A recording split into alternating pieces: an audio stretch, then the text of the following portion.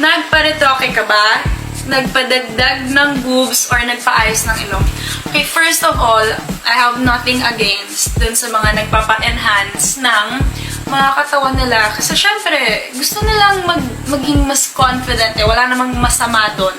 And, hindi nyo naman pera. So, huwag nyo lang pakialaman yung buhay ng mga gusto magpa-enhance. But for me, yung ilong ko, hindi po ako nagpaayos ng ilong. Ito po yan. Pang, pang, pang. Ayan. And yung boobs ko naman, hindi ko rin pinaayos to. Kasi kung pinaayos ko to, guys, sana pinapantay ko. Diba? Kasi yung mga comments about me, hindi daw pantay yung boobs ko, ganito, ganyan. Perfect mo. Grabe. Patingin ng boobs mo. Minsan nakakaano pa kasi yung mga lalaki pa mismo nag-comment na hindi daw pantay yung boobs ko. So, pantay ba yung ano mo?